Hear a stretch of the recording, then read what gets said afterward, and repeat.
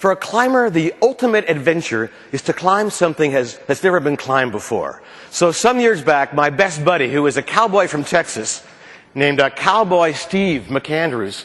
My nickname growing up, by the way, was Puffy, the rotund marshmallow boy from New Jersey, because that's who I was. But we became buddies, Cowboy Steve and Puffy the marshmallow boy, at college age. And we went down to South America to climb a mountain that had never before been climbed. You can probably see in this image, it's a pretty intense mountain. I mean, we're talking about 18,000 feet of ice, starting at about 12, at the last 8,000 feet are ice. And of course, to climb these mountains, as in any form of profession, you have to have the right technology. For a climber, the technology is simple. It's ice axes that you pound in the ice. And then you have these things on your feet called crampons that you kick in. And you can climb up these sheer ice walls. I mean, incredible experience. And there's this rope around your waist, just in case things screw up. Now, McAndrews is a better climber than I am, so he climbs first, because that's the more dangerous thing to do. And I'm on the ice wall, and at about 17,000 feet, I feel my ice axes coming loose from the ice. They start to slide, kind of like knives through butter, and then they're loose, and I'm falling backward through space. Somebody asked me a couple of weeks ago, what passes before your eyes in this moment? Is it your life? And the answer is no, it's your lunch. That's the truth. And the same guy, he must have taken a climbing class, because he said, now, when you fell, you alerted your partner and yelled, I'm falling. I said, no, I didn't. I yelled, ah! Which conveys the same information with a heightened sense of urgency, But here's what I want to do is I want to share the truth. That's what we got to talk about. So as you fall, the rope goes snug at your waist, and you bounce, and you're smacking against this ice wall, and you're going, this is good, because I'm still feeling something. It's when you feel nothing, that's bad. And then McAndrews yell down, are you all right down there, Jay? And you wonder, how can a name of 4 letters possibly have 2 syllables? And you yell back, I'm fine. But remember now, you're hanging about 16,000 feet over open space by a 9mm rope around your lower parts, right? So what you yell back is, I'm fine. And then you get back on the ice, and this is what happened. I get on the ice, I climb to where McAndrews is, and I look in the blue eyes of my best friend, and the smile. I have come close to death. He's right there. And it was there. A week before that, we were climbing in Bolivia, and we had finished the ice. We're going to reach the rock. We stopped to do the rock. We pulled for lunch. Out our salami sandwiches. The feeling, because I remember this, we're over the edge when the rope at my back went tight, and I look behind me, and it's McAndrews. One hand on a rope, one hand on a salami sandwich, And again, I look in the eyes and the smile of my best friend. I'm that close to death, and the dude's right there. And it was maybe a week before that. We were kayaking on a river called the Bio in southern Chile when I'm under a washing machine wave. I'm out of my kayak. I'm not up, and a hand reaches down and grabs me by the back, and again, that close to death. I look in the eyes of my best friend. He's right there. So on this day, on this mountain, when I look in those eyes one more time, I realize something. This guy's bad luck. Yeah. You probably have friends like that, don't you? Anyway, the point of this, there really is a point. We make the top of the mountain. McAndrews is a better climber than I am, but he makes a mistake. He takes off his snow goggles. At 18,000 feet, does not matter how much behind the cloud the sun is, the UV rays are still so strong, they're starting to smoke your eyes, whether you like it or not, or know it or not. And so on the way back down, McAndrews cannot see.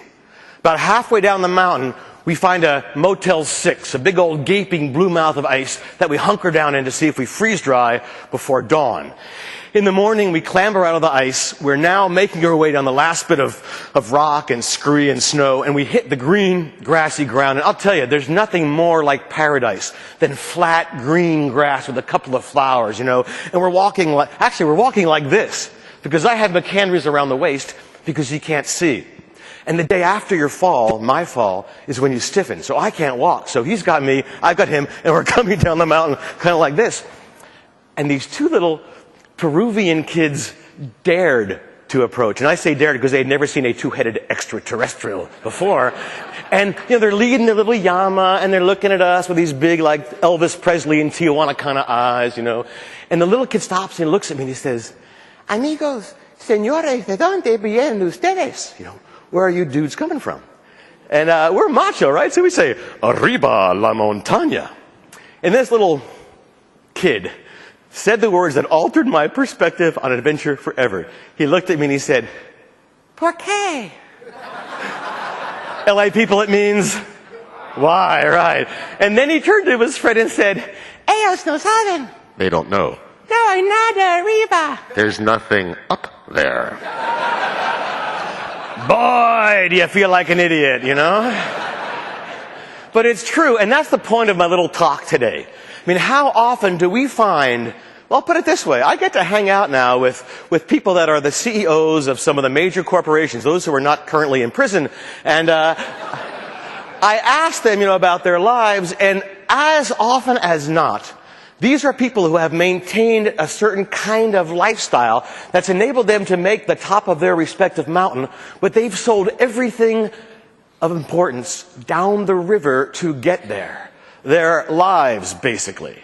Their health, and it's too late to get it back. Often their values, certainly time with their family. These are not happy people, and you know what? They do not usually last long in those positions. The people I meet who are truly successful have done the opposite. They have realized that if you do not jettison your values, but insist on living a life that fills you every single day with the things you care about, I think Saad is one of those kind of leaders. What you discover is that life is not a destination, as we used to say, or even a journey, as we used to say, but life then becomes a dance. And when you dance, you don't dance to get to any place on the floor, right? You dance because the joy of life, the joy of the job you get to do fills you. You take moments to celebrate. You take moments to breathe deep. You take moments to enjoy the company. You take moments to embrace the mission you are on, and you find that the mountains and the mountaintops fall successively and easily beneath your feet.